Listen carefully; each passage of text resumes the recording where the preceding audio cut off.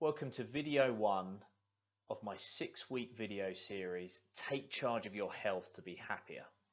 This first video is all about sleep. Now, the amount of sleep we need fluctuates across our teenage and adult lives from a bare minimum 6 hours to a luxurious 10. But most of us, most of the time, need 7 to 9 hours. Now we know that. We know that we're aiming for 8 hours sleep a night. We're also understanding more and more that quality is as important as quantity when it comes to sleep.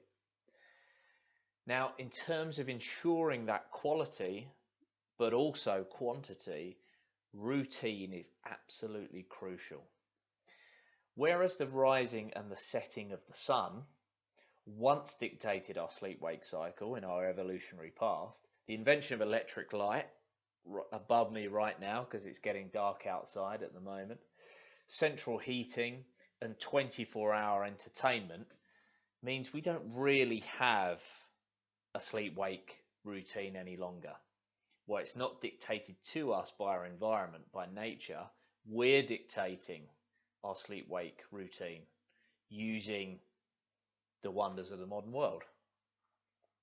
However, those wonders of the modern world come at a cost. We know that our ancestors and modern hunter-gatherers alike go to bed or went to bed at around 9:30, 10 o'clock in the evening and slept, still do sleep, modern hunter-gatherers, until 6 in the morning. And typically they're more physically active in the second half of the day. Now, think of all your body systems as running on clocks. Not only your brain, I mean, we talk about a body clock, don't we? But there isn't only one. There is a master body clock in terms of your sleep-wake cycle, but every organ, down to every cell even in your body, is running on its own clock. Hormones, your genes, when they switch on, when they switch off, they're working to a circadian rhythm. Therefore, as a consequence, every bodily function has a peak, or rather there's a peak performance time for every function, and conversely, there's a time for rest and repair for every one of those bodily functions as well. Now, as I said, your circadian clock is the master clock from which they're all set. Therefore, if you can synchronize your circadian rhythm as closely to nature as possible, it's one of the most important things you can do for your health. It supports your immune system, it'll improve your mood, you'll digest your food better, and ultimately all of those things and many more together mean that your mental and physical performance will improve. Now, it's easy to say, okay, sync your routine with nature, go get 8 hours sleep, make sure they're quality hours, but that's easier said than done. Like, practically, what can we do? Well, good sleep starts as soon as you get up. You know, at the start of the day, get some natural light exposure so that your circadian rhythm starts to synchronize with what's happening out there, what's happening outside in the real world. Get out early, see the sunrise, get out, get some sun not long after if sunrise isn't possible, and then support that by eating breakfast at the same time every day. Now, when we first eat is a signal to our body that the day has begun. If we're alternating that, or that fluctuates from day to day, you're giving your body very misleading, confusing signals as to when the day's begun. To get some light, eat breakfast at the same time. Then during the day, continue to get some natural light exposure, especially around the middle of the day when the sun is at its highest and the sunlight is going to be at its strongest. Get out. Don't need to be out there for a terribly long period of time, 10-15 minutes. Just get some light exposure, maybe combine it with some light exercise as well, a brisk walk, something like that during daylight hours. Now, for those of you that like to work out, that like to exercise, and who are worried about their athletic performance, or rather want to maximize their athletic performance, that's a better way of putting it. Your athletic performance statistically is likely to be best, and your risk of injury likely to be lowest later on in the day. This isn't last thing at night before you go to bed. This is late afternoon, early evening. Now, don't stretch that evening out and be out running at 10 p.m., however, when the streets are deserted, because that late night exercise is going to elevate your body temperature and is going to drive adrenaline levels higher. Now, it's going to take you a while both for your body temperature to drop and for your adrenaline levels to drop in order that you're in a place where you're best likely to fall soundly asleep and sleep well through the night. And it goes without saying that we avoid stimulants like caffeine.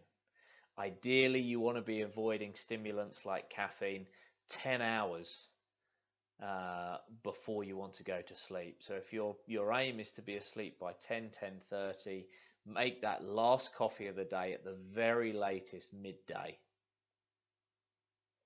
Now, at the end of the day, what can we do? You can start to schedule dinner so that it ends 2 to 3 hours before you want to get into bed. To maximize your ability to digest your food well, but also so that the digestion of your food doesn't impact upon your sleep quality and wake you up through the night.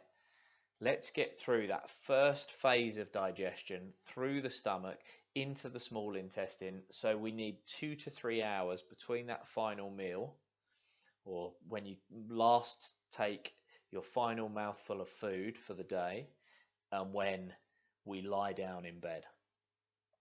Similarly, although we don't have to worry about this over 2 to 3 hours, stop drinking fluids about an hour before you want to get off to sleep as well. Be mindful if you're using alcohol to relax and unwind, because your body needs an hour to process every unit of alcohol that it consumes. So if you're having a home pour, generous glass of wine, that one glass of wine, your body needs 2 hours to process the alcohol. We know that alcohol negatively affects sleep quality, that you're more likely to wake through the night once your blood alcohol levels have dropped if you've used alcohol to get yourself off to sleep. So be mindful of that. Also, avoid blue light emitting devices. Things like your television, your phone, your tablet. Now, we can wear blue light blocking glasses. I think these are blue light blocking, hence why you can see the kind of blue light from my monitor there reflected on my glasses, and I apologize for that, but I want to wear these blue light blocking glasses because it is going to reduce the amount of blue light that's hitting my eye and therefore affecting the quality of my sleep later. Have a look at your phone, have a look at your tablet. Can you change the light settings? Almost certainly you can. Bring them down to a kind of warmer end of the light spectrum, closer to red, so that you're not getting so much blue light. And think about, obviously, what time the TV goes off as well. Try to give yourself that hour to unwind from the last time you're looking at a screen to when you want to get off to sleep. There's loads of stuff you can be doing in that hour. Read, run yourself a bath, listen to some music, meditate, stretch, make your breakfast for the next day, journal, whatever it is. It's a much more useful use of your time than an hour on your phone or iPad. Set intentions for the following day to calm your mind. A lot of us go to sleep with that whirring anxiety mind, thoughts running at 1,000,000 miles an hour. Sitting there with a journal, rather than using notes on your phone or something like that, the physical act of writing is powerful here. Sit down with your pen and your pad and actually set some intentions for the next day, and you'll be surprised just how much that helps you calm your mind. Try not to share your bedroom with your kids or with your pets, because it is going to affect the quality of your sleep. It's going to be a less relaxing place for you to get to sleep in. Likewise, try not to let work encroach on your sleep space. It's difficult at the moment if you're working from home, maybe your desk is in your bedroom, but even just packing down that desk at the end of the day, unplugging the laptop, putting it away in a drawer where it's not visible, is all going to help safeguard that sleep space. That is what you should be prioritizing at the end of the day. And you want your bedroom temperature to be cool but not cold. You know, we want somewhere 18, 20 degrees.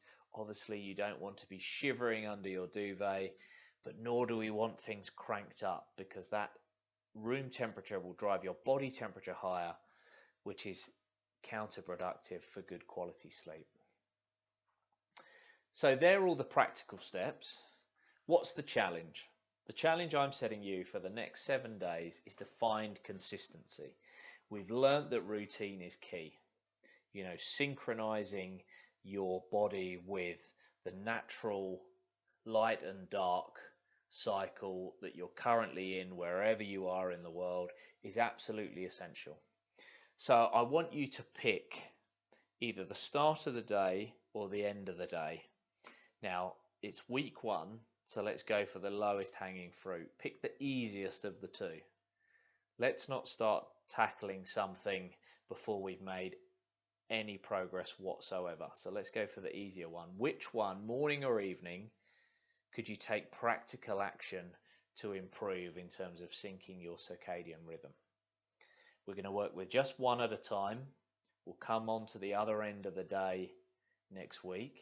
But for now, morning or evening, can you start in the morning, if it's to be the morning, starting the day with some natural light exposure to synchronize, preferably to the sunrise, or not long afterwards? Can you eat breakfast at the same time every day? You know, if it's the end of the day, could you have your dinner a little bit earlier so you've got 2 to 3 hours before you go to bed? Could you stop drinking an hour before you go to bed? Could you think about your sleep environment, tidying it up, the temperature, etc., making sure you're not using your devices, blue light emitting devices, late into the evening? So whether it's morning or evening, let's go for 7 days working on just one end of the day, looking for consistency, improving that routine. Good luck, everybody. Write your challenges or questions or areas that you don't understand or you feel you're in need of support around in the comments below the video, and I'll be happy to get back to you. See you next week.